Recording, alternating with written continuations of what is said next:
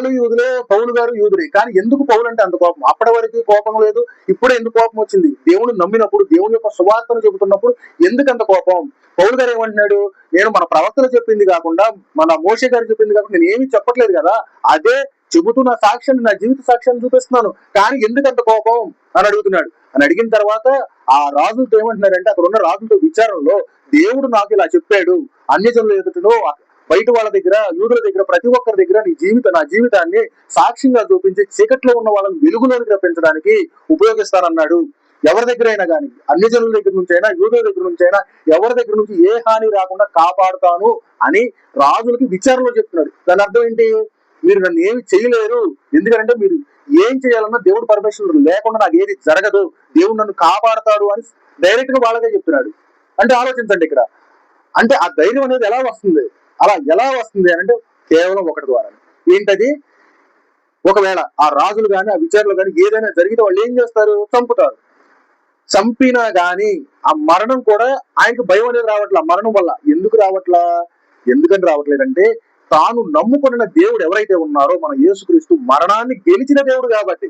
అంటే మరణాన్ని గెలిచిన దేవుడు అని అంటే మరణించి అలాగే ఉండిపోలా, మరణించి తిరిగి లేచాడు. అలాంటప్పుడు మరణం ఏం చేసింది ఆయన? మరణం ఏం చేయలేకపోయింది. అంటే ఈయనేమో, పౌలు గారు ఫీల్ అవుతాడు, నేను నమ్ముకున్న దేవుడు మరణాన్ని గెలిచాడు కదా, మరణం ఏం చేయలేకపోయింది కదా, మరణం అనేది ఆయన ఆపలేకపోయింది కదా, ఇంక ఆ మరణానికి నేనెందుకు భయపడాలి? మీరు ఏం చేసుకుంటారో చేసుకోండి, చెప్పాలనుకున్నది నేను చెప్తున్నాను, చేసేది చెయ్యక మానను.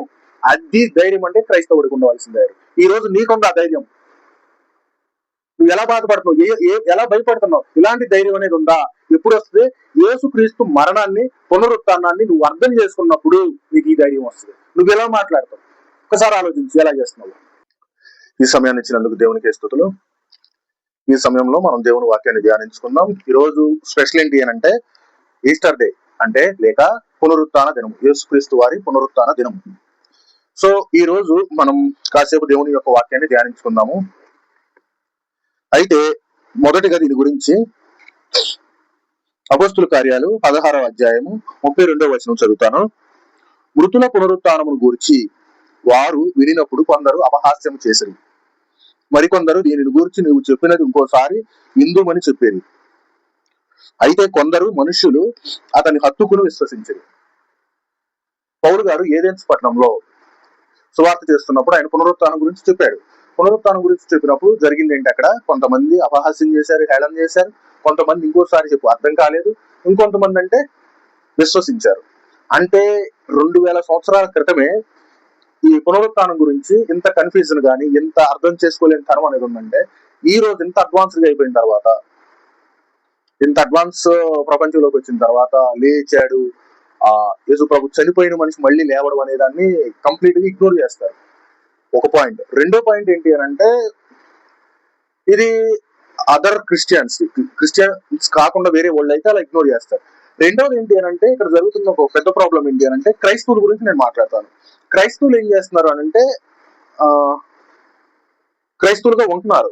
అంటే క్రైస్తవులుగా అంటే ఐ మీన్ ఎలా చెప్పాలి దాన్ని, క్రైస్తవులు అని అనుకుంటున్నారు. అంటే దౌర్భాగ్యం కొద్ది క్రైస్తవ తల్లిదండ్రులు పుడితే క్రైస్తవులు అయిపోతున్నారు కదా, అలాగే క్రైస్తవులు అయిపోతున్నారు, క్రైస్తవులుగా ఉంటున్నారు. సో ఇక్కడ జరుగుతుంది ఏంటి అని అంటే, వాళ్ళకి నిజంగా పాపం చేస్తున్నాం, తప్పు చేస్తున్నాం అన్న రియలైజేషన్ లేదు, ఒక ప్రత్యాతాపం లేదు, పాపక్షమాపం లేదు, మారు మనసు లేదు, ఇవేవి లేకుండా క్రిస్టియన్స్ అయిపోతున్నారు. సో వీళ్ళకి నిజంగా యేసుక్రీస్తు వారి మరణం గాని, పునరుత్థానం గాని అర్థం కావట్లేదు. అర్థం కాకుండా ఏమవుతున్నారు? క్రైస్తవులు అవుతున్నారు, క్రైస్తవులాగా జీవిస్తున్నారు. దీని వల్ల జరిగే నష్టం ఏంటి? అసలు పునరుత్థానం జరిగినప్పుడు, పునరుత్థానం అయ్యింది అని ఒకరు నమ్మినప్పుడు ఏ విధంగా ఆలోచిస్తారు, ఏ విధంగా ఆలోచన అనేది ఉంటుందో నేను చెప్తాను. రైట్, అర్థమైంది కదా? పునరుత్థానం జరిగింది అన్నప్పుడు, జరిగిందని ఒక మనిషి నమ్మినప్పుడు, అంటే క్రైస్తవుడు ఏంటి అని అంటే, క్రైస్తవుడు వేరు, పునరుత్థానం జరిగిందని నమ్మిన వాడు వేరు కాదు, ఇద్దరు ఒకటే. కానీ ఈ రోజు మనం చెప్పుకోవాల్సిన దౌర్భాగ్యం అలా వచ్చింది. అంటే ఇదేది నమ్మకుండానే, ఇదేది తెలియకుండానే, క్రీస్తు వారి మరణం, పునరుత్థానం ఏమీ తెలియకుండానే క్రైస్తవుడు అయిపోతున్నారు. ఇది డేంజర్ సైన్ అనమాట. సో ఇలాంటి వాళ్ళ కోసం నిజంగా దేవుని యొక్క మరణం, పునరుత్థానం తెలిసిన ఒక మనిషి ఎలా ప్రవర్తించాడు, ఒక ప్రత్యక్ష సాక్షి ఎలా ప్రవర్తించాడు నేను చెప్తాను ఇప్పుడు మీతో. దాని గురించి ఒకసారి అపోస్తుల కార్యాలు 24-25. 24వ అధ్యాయము 5వ వచనం. ఈ మనుష్యుడు పేడ వంటి వాడును, భూలోకమందున్న సకలమైన యూదులను కలహమునకు రేపు వాడును, నజరేయుల మతభేదమునకు నాయకుడై ఉన్నట్టు మేము కనుగొంటిమి. ఓకే, దీనికన్నా ముందు మనం ఏం చదువుతామనంటే 23వ అధ్యాయము 12-15 వచనాలు. ఉదయం అయినప్పుడు యూదులు కట్టుకట్టి తాము పౌలును చంపు వరకు అన్నపానములు పుచ్చుకొనమని ఒట్టు పెట్టుకొనిది. సో దీని గురించి కంప్లీట్ గా మీకు ఒక క్లుప్తంగా చెప్తాను. పౌలు గారు ఏం చేస్తున్నారు అని అంటే, ఒక చోట పరిచర్య అంటే ఎప్పుడైతే దేవుడు దర్శించాడో, దేవుడు దర్శనం అనేది పౌలు గారికి జరిగిందో అప్పటి నుంచి ఈ సందర్భం చెప్తున్నాను. ఈ సిచ్యువేషన్ లో ఈ కంప్లీట్ గా సినారియోలో ఉన్న బ్యాక్గ్రౌండ్ ఏం జరిగిందని చెప్తాను నేను. అయితే పౌలు గారు సువార్త అనేది ప్రకటిస్తున్నారు. ఏమని ప్రకటిస్తున్నారు? యేసుక్రీస్తు మరణ త్యాగాలు, మరణ పునరుత్థాన త్యాగాల గురించి చెప్తున్నాడు. ఆయన చెప్పేది ఏంటి అంటే, యేసు క్రీస్తే ఇమ్మానుయేలుగా పుట్టాడు, ఆయనే మన పాపాల కోసం మరణించాడు, సమాధి చేయబడ్డాడు, తిరిగి లేచాడు, ఆయన మరణంతో ఆగిపోలేదు, తిరిగి లేచాడు అనే సువార్త అనేది ప్రకటిస్తూ వస్తున్నాడు. ఆయన అంతకుమించి ఏం చెప్పట్లేదు. యేసుక్రీస్తు యొక్క మరణం, సమాధి, పునరుత్థానం ఇవి మాత్రమే చెబుతూ వస్తున్నప్పుడు కొంతమంది ఏం చేశారంటే, యూదులకి ఆ మాటలు నచ్చట్లేదు. ఆ మాటలు నచ్చినప్పుడు ఆయన్ని ఎక్కడికంటే అరెస్ట్ చేయించారు, ఖైదుగా అప్పగించారు, నేరం మోపి. అప్పగించినప్పుడు కొంతమంది ఏం చేశారనంటే, ఒక 40 మంది వరకు ఏం చేశారనంటే ఆయన్ని ఆ యూదులతో చెప్తున్నారు. వాళ్ళు కూడా యూదులే. వాళ్ళతో ఏం చెప్తున్నారంటే, ఒక 40 మంది ఏంటంటే ఒక ఒట్టు పెట్టుకున్నారంట. ఆ పౌలుని చంపే వరకు కూడా మేము అన్నం పట్టుకోము, అన్నం తినము అనేసి ఒట్టు పెట్టుకున్నారంట. ఒట్టు పెట్టుకుని ఏం చేస్తున్నారు అని అంటే, మీరు వెళ్ళి రాజుతో, ఆ సహస్రాధిపతితో మీరు ఇలా చెప్పండి. ఏమని చెప్తారు అంటే, మాకు కొన్ని ప్రశ్నలు ఉన్నాయి పౌలుని, మేము అవి అడుగుతాము, మాట్లాడతామని చెప్పండి అని చెప్పి తీసుకురండి. తీసుకొస్తే మేము దారిలో అక్కడ ఉంటాం, అక్కడ ఉన్నప్పుడు తనని చంపేస్తాం అని చెప్పి వారితో చెప్పేసేసి మాట్లాడుతూ ఉంటారు. మాట్లాడుతూ ఉన్నప్పుడు ఆ మాటలు అనేవి పౌలు యొక్క మేనల్లుడు వింటాడు. విన్న తర్వాత ఈ మాటలను తీసుకెళ్లి పౌలు గారికి చెప్తాడు. అంటే ఖైదీగా ఉన్నప్పుడైనా కానీ కావలసిన వాళ్ళు వచ్చారంటే ఎలా చేస్తారు కదా, ఎలా చేశారు, మాట్లాడాడు. వెళ్ళి మాట్లాడిన తర్వాత ఆ మాటలు అనేవి నువ్వు వెళ్ళి సహస్రాధిపతితో చెప్పు అని చెబుతాడు పౌలు గారు. ఎవరికి? మేనల్లుడికి. చెప్పినప్పుడు తను వెళ్ళి మేనల్లుడు వచ్చేసి ఆయనతో సహస్రాధిపతులు, శతాధిపతులను కలిసిన తర్వాత వాళ్ళు ఏం చేస్తారంటే, ఇలా కలవాలనుకుంటున్నాడు, మాట్లాడాలనుకుంటున్నాడు, వెళ్ళి మాట్లాడతారు. మాట్లాడిన తర్వాత ఇంక ఈ విషయం అనేది ఎవరితో, నేను నిన్ను కలిసి మాట్లాడినన్న విషయం అనేది ఎవరితో చెప్పకు అని చెప్పి తనను పంపించేసిన తర్వాత తనకున్న ప్రాబ్లం ఏంటి? తన అధికారంలో ఎవరైనా చనిపోతే, అంటే న్యాయ విచారణ జరగకుండా అన్యాయంగా జరిగిపోతే, ఏదైనా జరిగితే తనకు ప్రాబ్లం అవుతుంది. కాబట్టి తను ఏం చేశాడు అని అంటే, ఆ రాత్రికి రాత్రి కైసరులో ఉన్న ఆ రాజు దగ్గరికి పంపించేశాడు.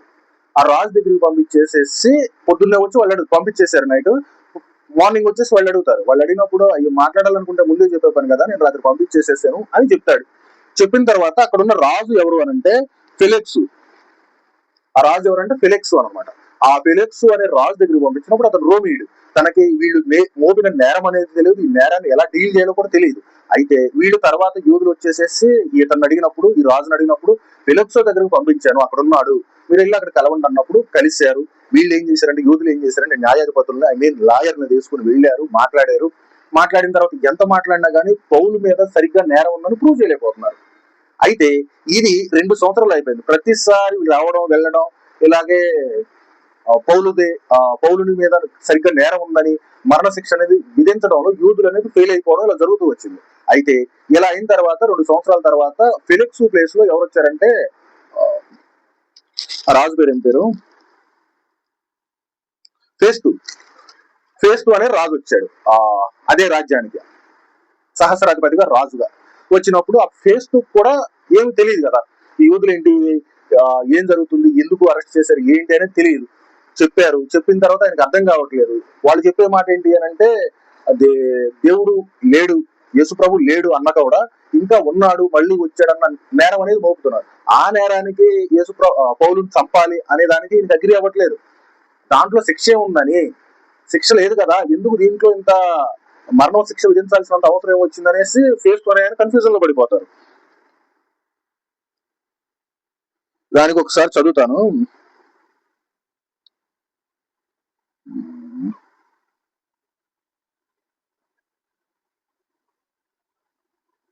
ఓకే, ఎక్కడనంటే అప్పుడు కొన్ని దినములైన 25వ అధ్యాయము, అపోస్తుల కార్యాలు 25వ అధ్యాయం 13వ వచనం. కొన్ని దినములైన తర్వాత రాజైన అగ్రిప్పయు బెర్నీకేయు ఫేస్తు దర్శనము చేసుకున్నట్టు కైసరయ్యకు వచ్చిరి.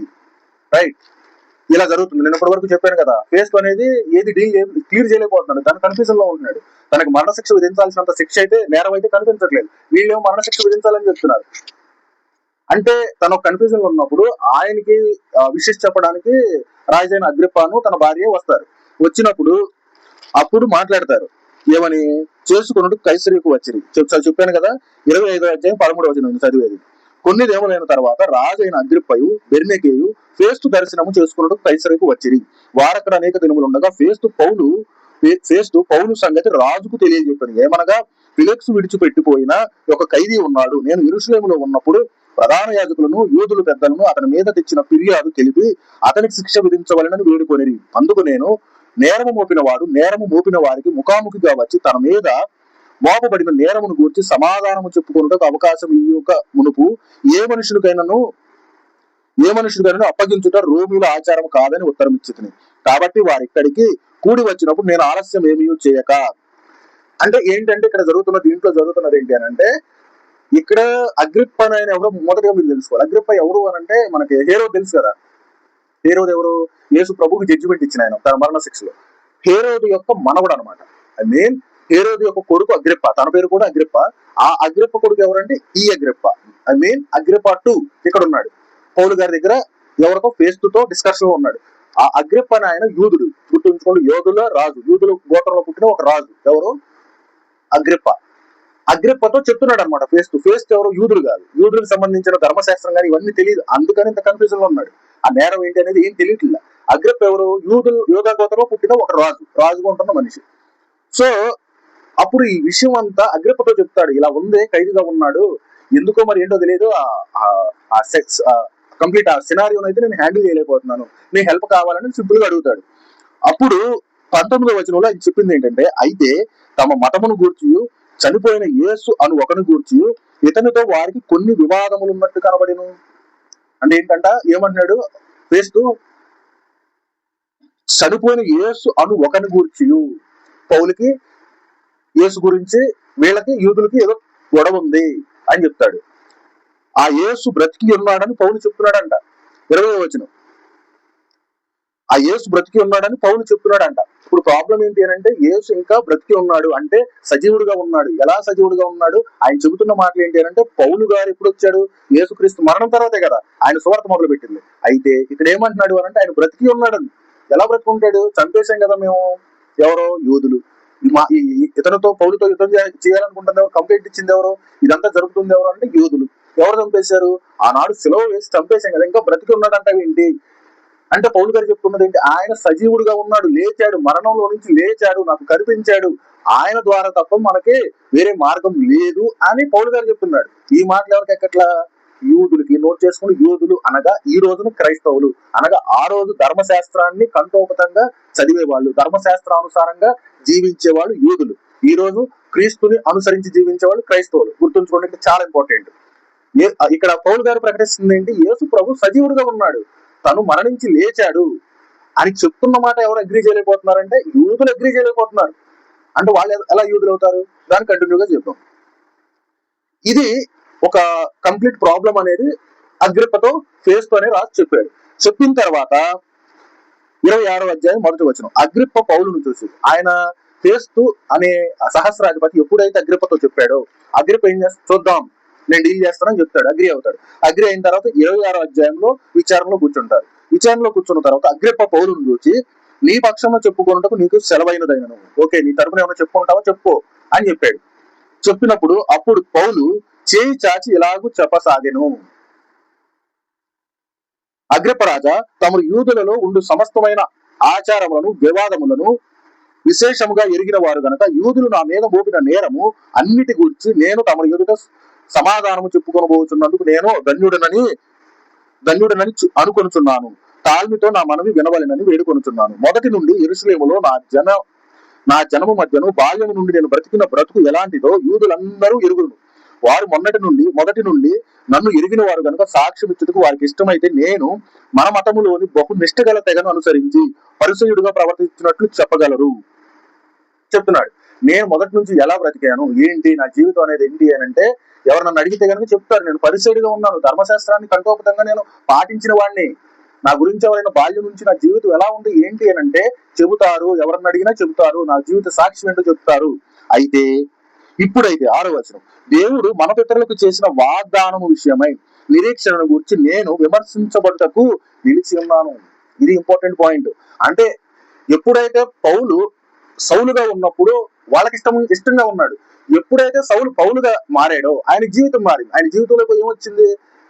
కొత్త సాక్షి వచ్చింది, కొత్త జీవన విధానం వచ్చింది. కంప్లీట్ గా తనకు ముందున్న జీవితంలో మరణించి కొత్తగా జన్మించాడు. ఎవరు? పౌలు. సౌలుగా నుంచి పౌలుగా మారినప్పుడు కొత్త స్వభావం అనేది వచ్చింది. ఆ పాపపు స్వభావం అని యేసులో మరణించి కొత్తగా జన్మించింది. తన స్వభావం గాని, తన మార్పు గాని, తన మనస్సు గాని, తన ఆలోచన గాని ఏమైందంటే నూతనంగా వచ్చేసింది. వచ్చేసిన తర్వాత ఇది ఎవరికి నచ్చట్లా? వీళ్ళకి నచ్చట్లా, యూదులకు నచ్చట్లా. ఏమని? ఇప్పుడైతే దేవుడు మన పితరులకు చేసిన వాగ్దానం విషయమైన నిరీక్షణను గూర్చి, ఇప్పుడైతే మన పితరులకు దేవుడు చేసిన వాగ్దానము బట్టి నిరీక్షణను గూర్చంట. దేవుడు వాగ్దానం చేశాడు ఎవరికి? మన పితరులకి. ఆ పితరులకు చేసిన వాగ్దానం బట్టి మనం ఏదైతే నిరీక్షిస్తున్నామో దాన్ని బట్టి నన్ను ఇక్కడికి విమర్శిస్తున్నారు. మన 12 గోత్రముల వారు ఎడతెగక దేవారాధములు దేవుని సేవించుచు ఆ వాగ్దానము పొందుదమని నిరీక్షించుచున్నారు. ఓ రాజా, ఈ నిరీక్షణ విషయమై యూదులు నా మీద నేరము మోపి ఉన్నారు. ఏంటంట? దేని గురించి అని అంటే మన పితరులు 12 గోత్రాల వారు ఎవరైతే మనకి ఒక వాగ్దానం చేశారో, ప్రవక్తలే గాని మోషే గాని ఎవరైతే వాగ్దానం చేశారో, దేని గురించి అయితే మన యోధా గోత్రం గాని ఎవరైనా నిరీక్షిస్తున్నారో, మన పితరుల దగ్గర నుంచి ఇప్పటి వరకు కూడా ఎవరైతే దేనికోసం అయితే నిరీక్షిస్తున్నారో దాని గురించి నన్ను విమర్శిస్తున్నారు, చంపాలని చూస్తున్నారు అని చెబుతూ, దేవుడు మృతులను లేపునను సంగతి తగనిదని మీరేలా ఎంచుతున్నారు? ప్రాబ్లం ఇక్కడ వచ్చింది. ఏంటంట? దేవుడు మృతులను లేపునను సంగతి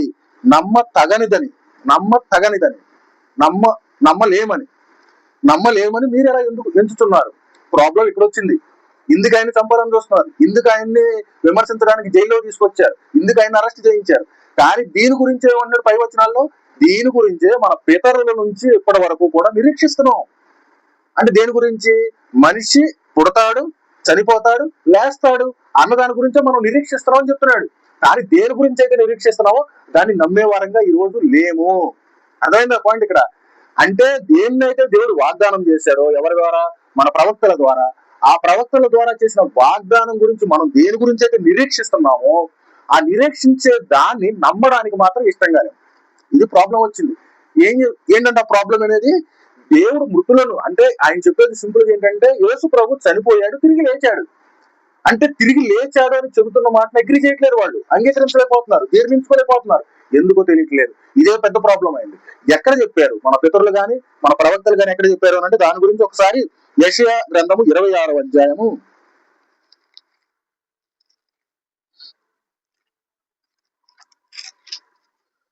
9వ వచనము. రాత్రి వేళ నా ప్రాణము నిన్ను ఆశించుతున్నది, నాలో ఉన్న ఆత్మ ఆసక్తితో నిన్ను ఆశ్రయించుతున్నది. నీ తీర్పులు లోకమునకు రాగా లోక నివాసులు నీతిని నేర్చుకొందురు. తర్వాత 53వ అధ్యాయం 12వ వచనం.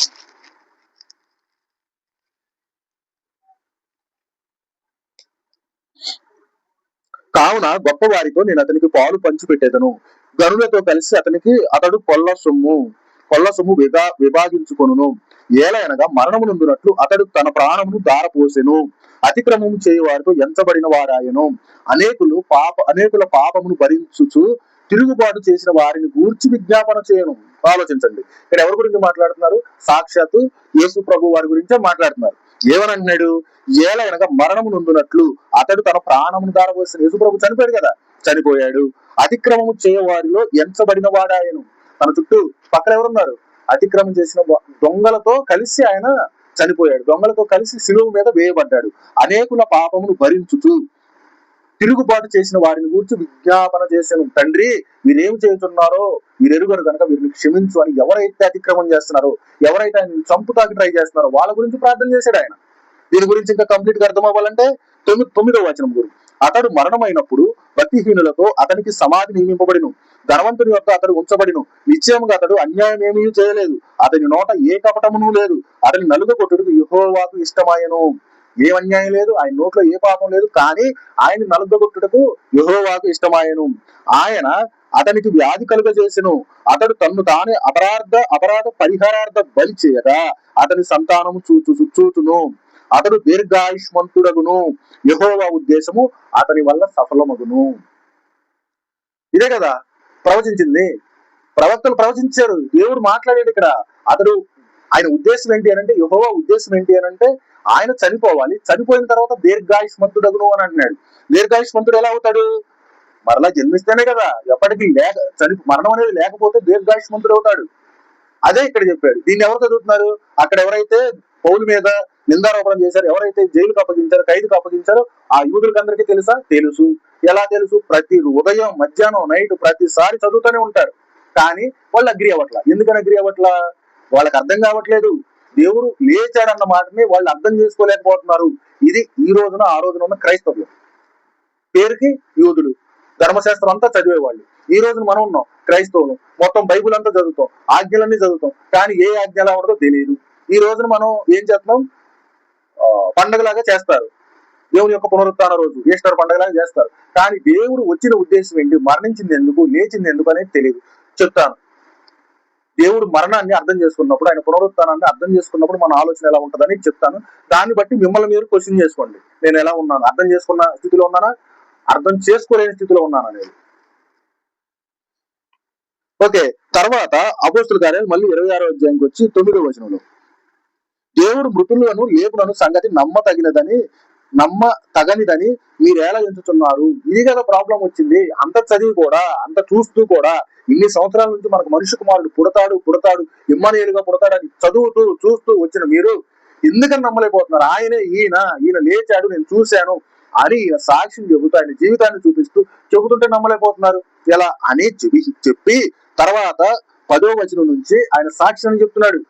నేను ఇలా చంపాను, ఇలా చేశాను, ఇలా క్రీస్తు అంటేనే నాకు కోపం వచ్చేది, ఆయనకి వ్యతిరేకంగా నేను చాలా యుద్ధాలు చేశాను, చాలా మందిని చంపాను అని చెప్పి తర్వాత ఆయన దర్శనం గురించి చెప్తాడు.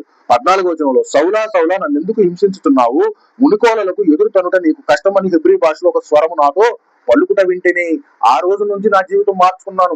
ఆ రోజు నుంచి నా జీవితం మారింది, నా ఆలోచన మారింది, నా తలంపు మారింది, నా నడవడిక మారింది, నేను నూతనంగా జన్మించాను అని ఎవరితో చెప్పాడు? అగ్రిప్పరాజుతో చెప్పాడు.